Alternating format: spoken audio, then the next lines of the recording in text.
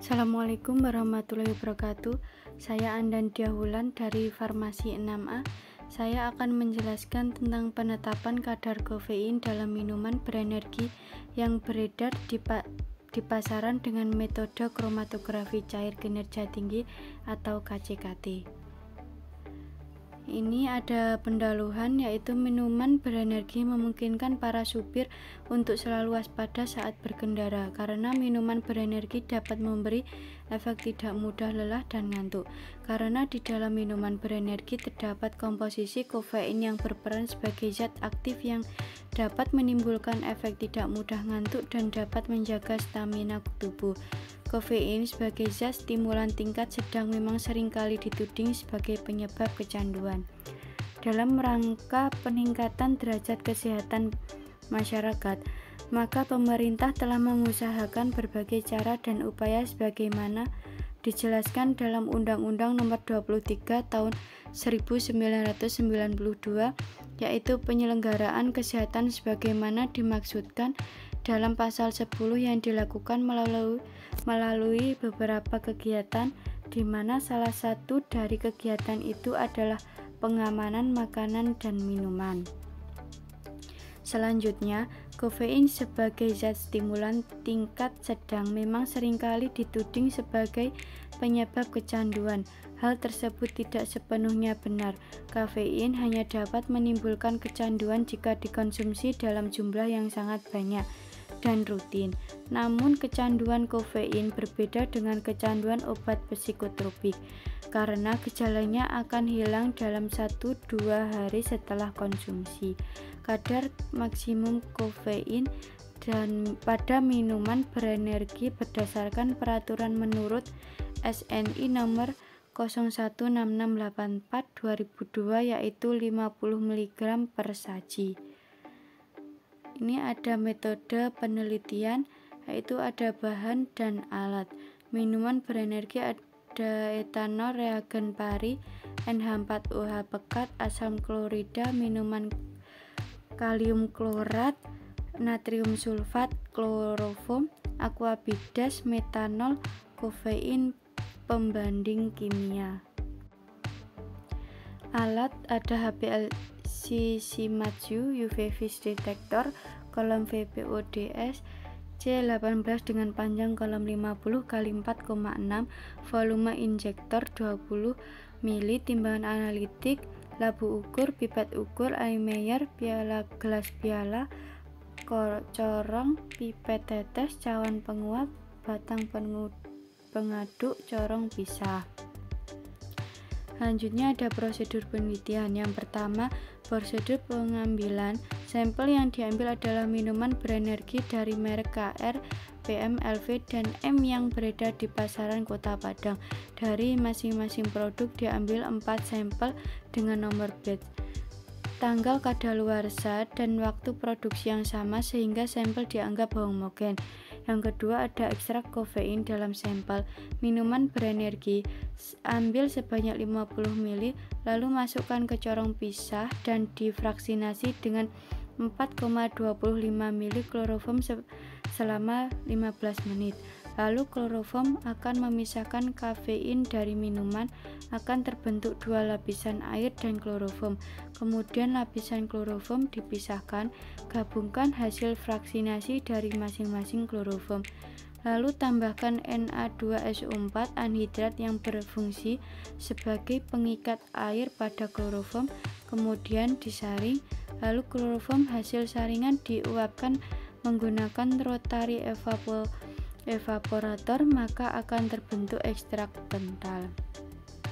Yang ketiga, timbang 50 mg kafein standar, lalu dilarutkan dengan air dalam labu ukur 100 ml, kemudian ditambahkan aquabidas sampai tanda batas hingga didapatkan konsentrasi kafein standar 50 ml, 500 ml. Yang keempat, penentuan dan pemilihan kondisi analisa.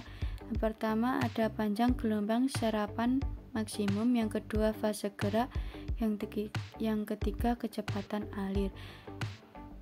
Yang kelima, pembuatan kurva kalibrasi Pertama, dari larutan standar kafein dengan konsentrasi 500 ml di pipet 0,2 sampai 1 ml berturut-turut dan dimasukkan ke dalam labu ukur 10 ml. Dicukupkan volumenya dengan fase gerak sampai tanda batas hingga diperoleh konsentrasi 10, 20 sampai 50 ml. Masing-masing konsentrasi diinjeksikan sebanyak 20 ml ke alat KCKT dengan kondisi analisa terpilih. Lalu dianalisis hubungan antara konsentrasi dengan luas puncak kromatogram dan dicari persamaan regresi linearnya. Yang keenam, ada validasi metode analisis. Yang pertama ada linearitas, yang kedua sensitivitas, yang ketiga presisi.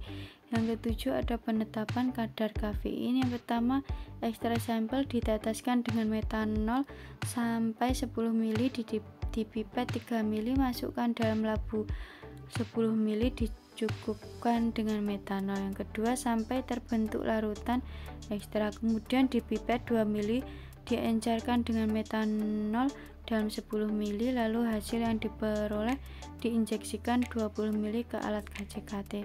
Kemudian kromatogram yang diperoleh dibandingkan dengan kromatogram baku pembanding dan kadarnya dihitung dengan menggunakan kurva kalibrasi. Ini selanjutnya ada hasil dan pembahasan. Untuk menarik kafein dalam minuman energi dilakukan vaksinasi dengan kloroform karena kafein larut dalam 6 bagian kloroform. Metode vaksinasi ini dilakukan dalam corong pisah. Setelah vaksinasi selesai, seluruh fraksi kloroform digabungkan dan diuapkan dengan menggunakan rotary evaporator. Proses penguapan berjalan dalam keadaan vakum sehingga kloroform dapat menguap dengan mudah bahkan sebelum mencapai titik didihnya. Penetapan kadar konsumsi kafein pada penelitian ini dilakukan menggunakan metode kromatografi cair kinerja tinggi. Metode ini dipilih karena tidak memakan waktu yang cukup lama dan memiliki ketepatan dan ketelitian yang relatif tinggi. Metode kromatografi yang digunakan adalah fase terbalik, di mana fase diam yang digunakan adalah kolom LC 20AD yang bersifat non-polar dan fase geraknya metanol dibanding air yang bersifat polar. Hasilnya pemeriksaan kadar kafein masing-masing sampel menggunakan persamaan regresi linear didapatkan kadar kafein dalam sampel minuman energi.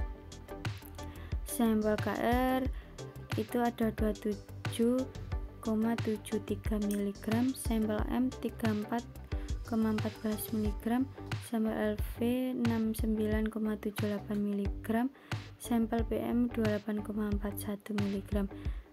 Dari penetapan kadar keempat jenis sampel tersebut, pada sampel LV terdapat kadar kafein yang lebih tinggi melebihi batas yang telah ditentukan oleh SNI nomor 016684/2002. Kesimpulannya, dari hasil penelitian dapat disimpulkan bahwa kadar kafein dalam satu botol yaitu ada 150 ml.